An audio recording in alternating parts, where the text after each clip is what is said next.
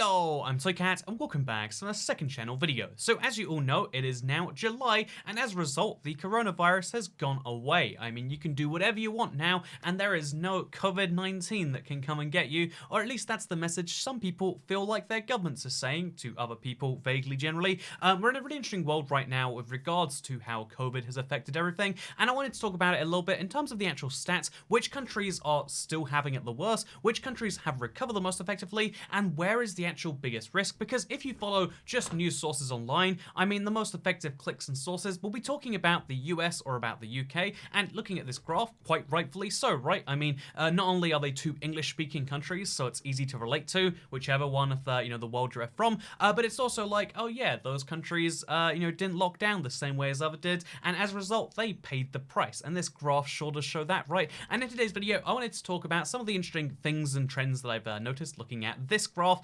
This is from a French website. It's called corona.noyard.fr. Fun fact, I record these in my browser, just in case you want to know what it is. That's the link right there. Also, fun fact, I have too many tabs. I know, you don't need to tell me. This is, I do a lot of research using this browser, and as a result, I just have non-stop tabs about all sorts of things that'll show up in the future, like, do you wanna know what's in that circle and what's not? You'll find out in the future. But for now, I want to talk about Corona, and I want to talk about, hey, did you know some things be happening, yo? And I want to talk about the most interesting part about this, which is, in my opinion, the kind of misleading stats that are often used to make a graph like this. This is, I would say, the most common graph. It shows the daily increases in moving average of deaths, as you can see, it's or 7-day rolling average. And as you can see, the US is indeed the worst. As you can see, the UK is then usually second, depending on where on the graph you are. And then as you can see, Brazil is kind of the weird outlier that's still growing when every other country is shrinking. However, the first thing you need to be clear of is this is when talking about deaths. If you look at confirmed cases, the graphs actually look like this,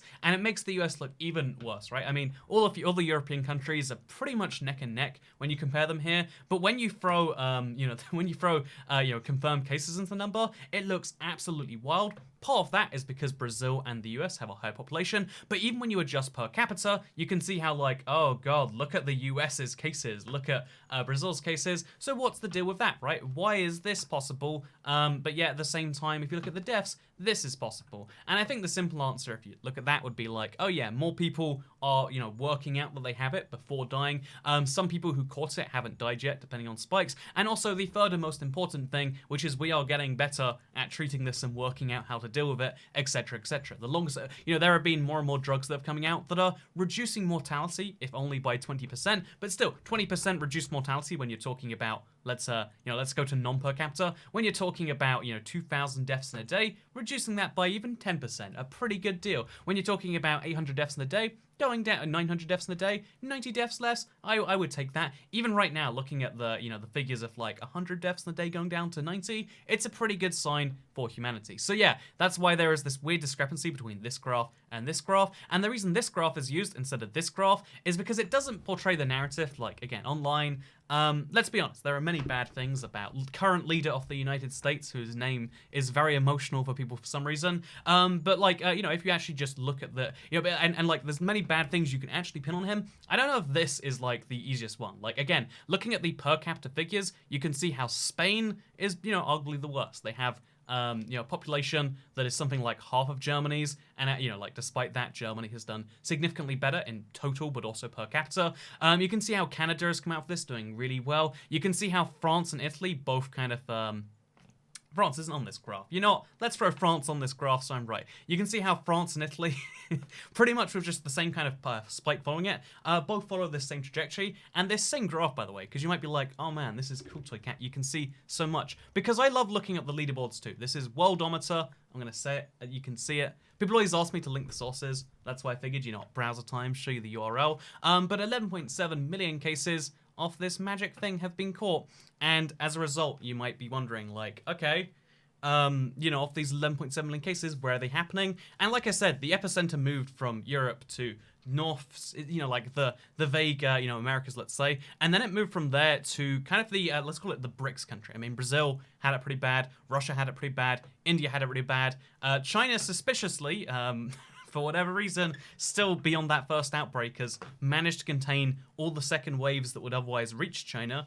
Again, I honestly, I've looked into so many things about this, and I can't find any definitive evidence. If you want to just not trust China's figures and you think coronavirus is ravaging through there, I mean, we couldn't prove that wrong. If you want to look at it and say that, oh, something manufactured, I mean, right now we can't prove that wrong, although it's very unlikely given, you know, how bad this is for the world economy, which is therefore bad for China's economy. You know, like, no matter what theory you come up with, it's like, something just odd is going down with China, a country of 1.3 billion people, which has fewer coronavirus cases than a country of 2.8 million. Let's put this, by the way, I really want to, like, drive this one home. China has 1.43 billion people. Qatar has 2.8 million. There are 500 times more people in in China than there are in Qatar, but there are more cases of this disease, which started in China, in Qatar than in China. That is the level of where we're at in certain countries. And I like to call it Qatar, by the way, because if I say Qatar, people are like, it's actually Qatar in the native language, and for some reason we're all speaking Arabic now when we refer to just this one country. You know, no, it's Qatar, whatever. And you know, Qatar's, I feel like, an extra level on it, and it sounds like a cat. Anyway, so as I was saying before I was rudely interrupted, the world is going through some interesting stuff, right? But what's actually happening? What's my real message here? The message is that, like, since last time we mentioned that, like, hey, did you know this has moved to being very South America heavy? And indeed, if we throw these numbers into the graph and, you know, we look at those, you can see how if we throw a Chile in there, it's like, oh, yeah, it was nothing in Chile, and then it was big in Chile. Let's actually remove, just for now to be simple, let's remove France, let's remove Germany and Canada, just so you can see, again, like 5 major Western countries, and then you can see side by side Chile. You can see side by side at the same time Peru, for instance. You know, it's not quite so bad on a per capita level, but these countries are being ravaged. Again, South America's here at 4 deaths per 100,000 population, or per million people. Peru's here at 5 deaths per million people. Chile's at 8, while Spain's at 3 on the worst days and 0 on not the worst days. I'm not sure what's going on with their deaths, but you can see how, you know, the Italy's at 0.3, the UK's at 1.6, the US is also at 1.6, pretty much perfectly on per capita right there, lining up, which is very interesting.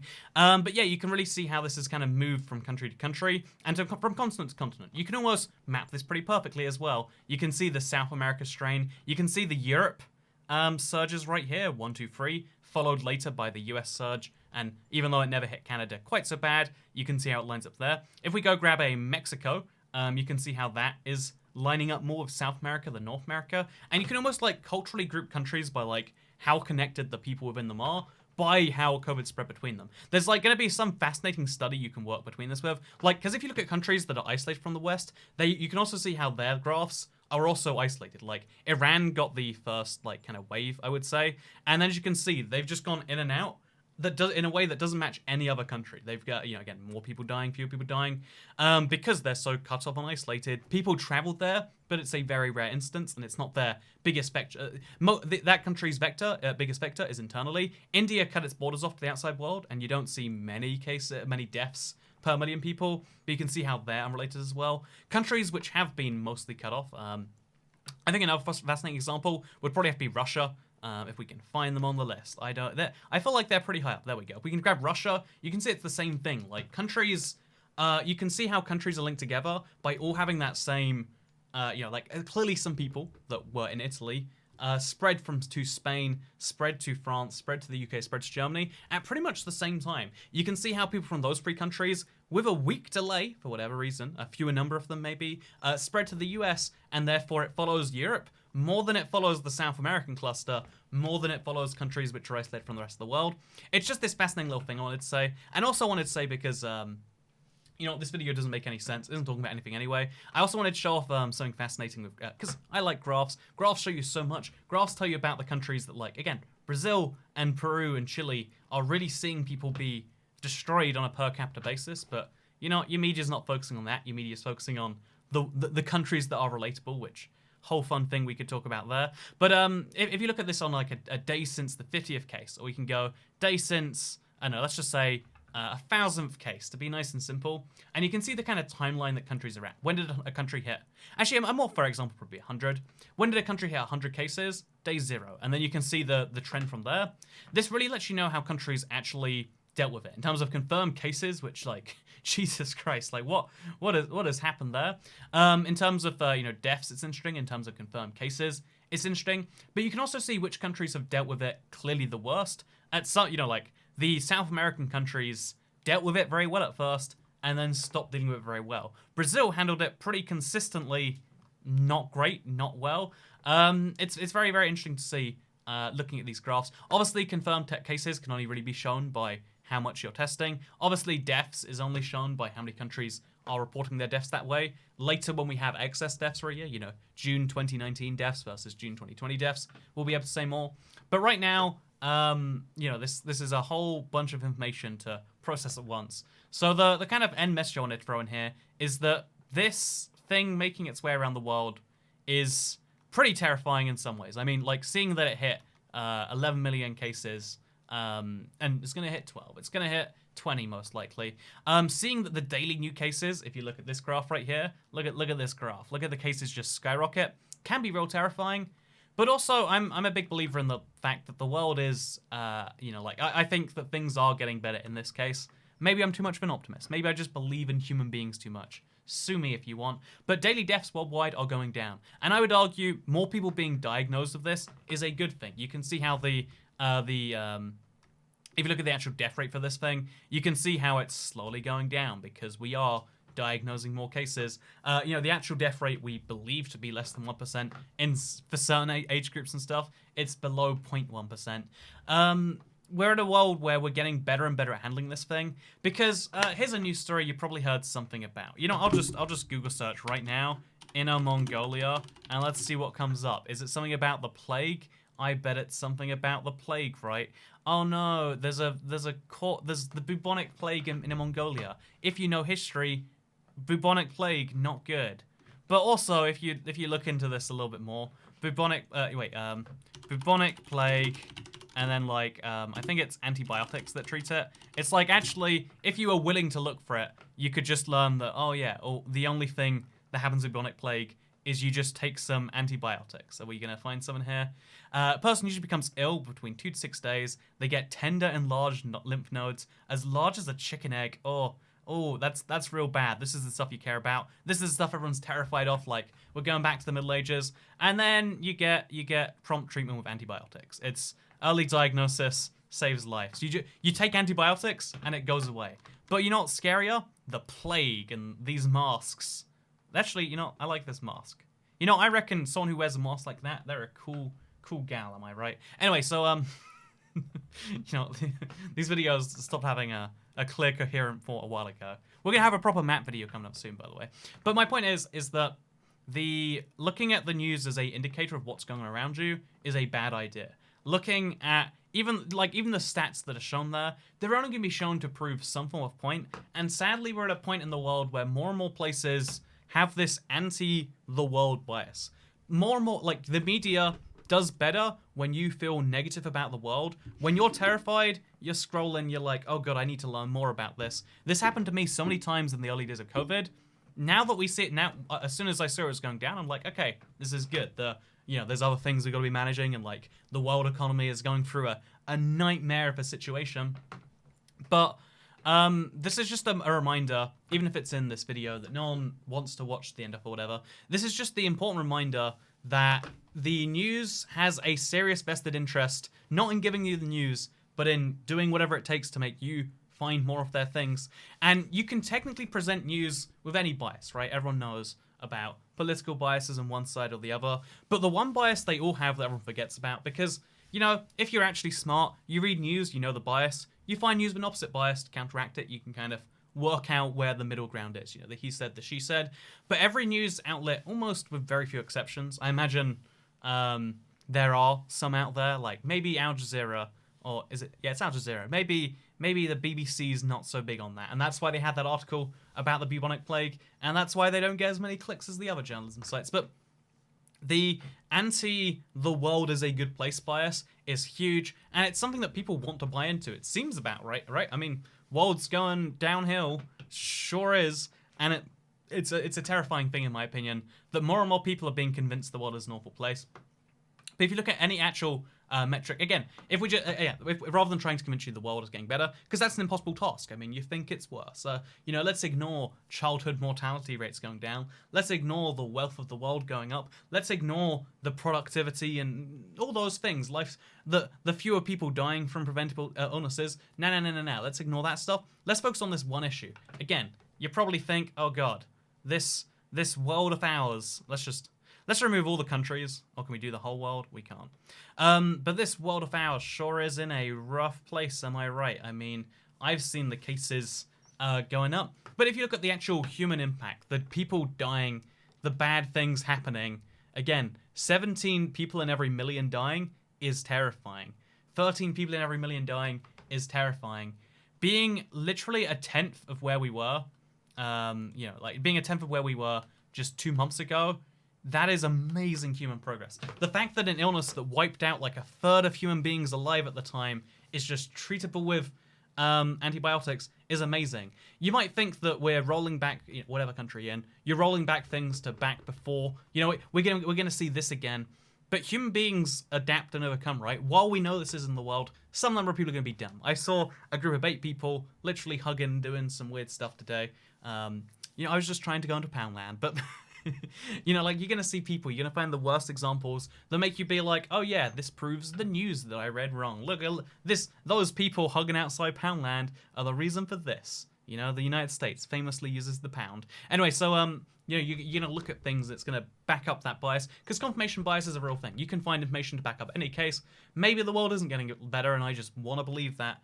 But my actual point here is that since 2 months ago, undoubtedly, fewer people are dying by a factor of 10, and we likely won't get to the same levels because people are avoiding each other.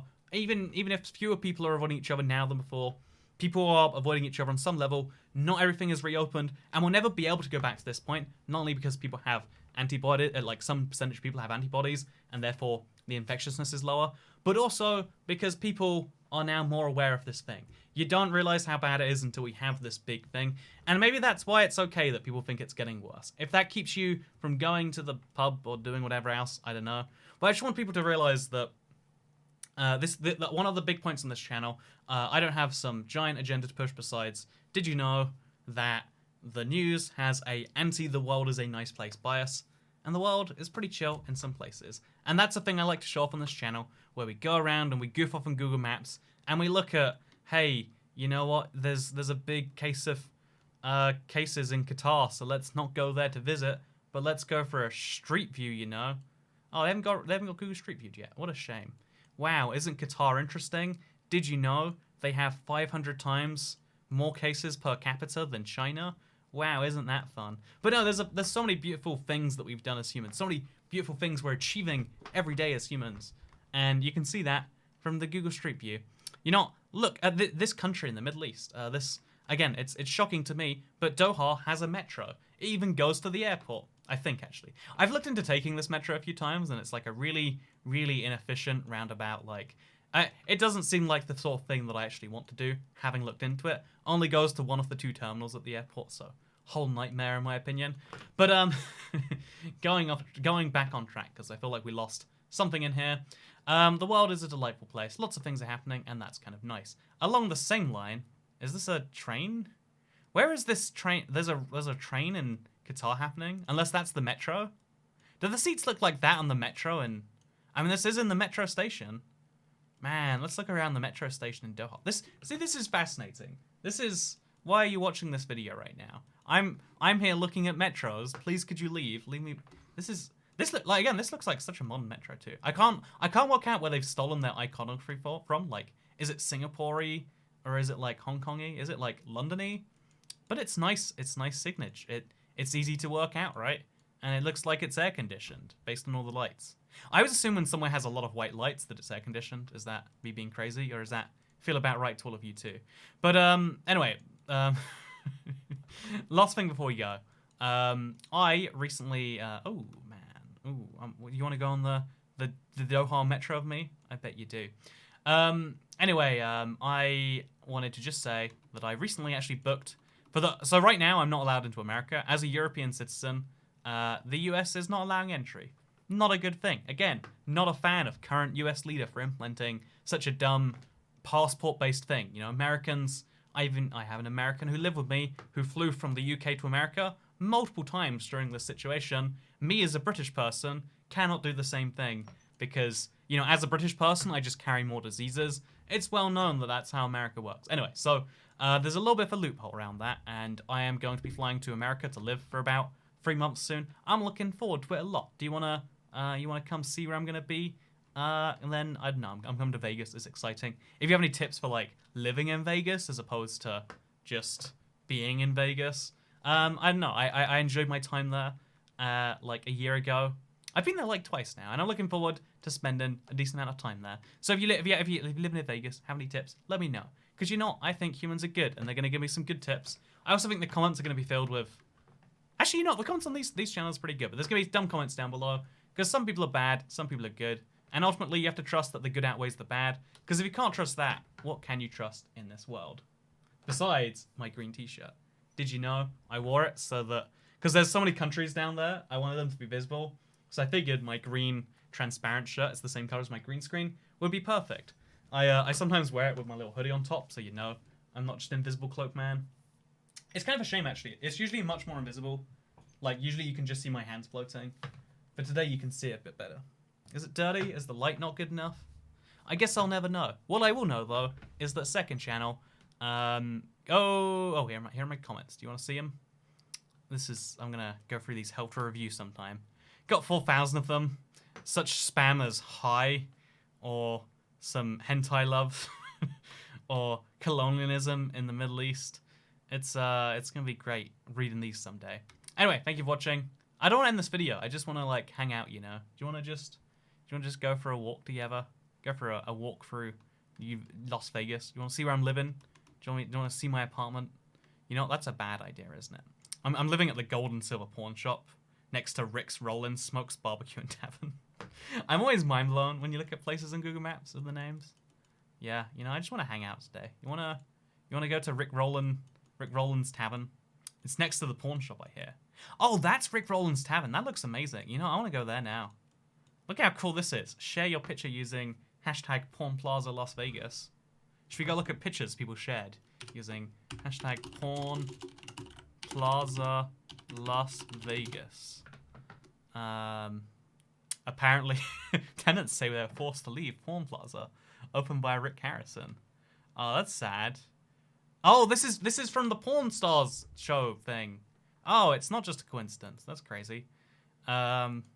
Looks like someone did a... Hey guys. Oh, look, this guy looks so happy here's to a be video in gonna... Vegas. Isn't that nice? But I can't find any actual, like, Instagram things besides this. You know, Pawn Plaza Las Vegas, apparently. Anyway, I hope you all enjoyed this video. I don't know what this was, but I'm looking forward to going to Las Vegas Boulevard South. And I hope you'll join me there sometime soon. Okay, thank you for watching. Hope you all enjoyed, because I'll see you... I hate Facebook so much. Get out of my life. Okay, goodbye. Or is it goodbye? It is.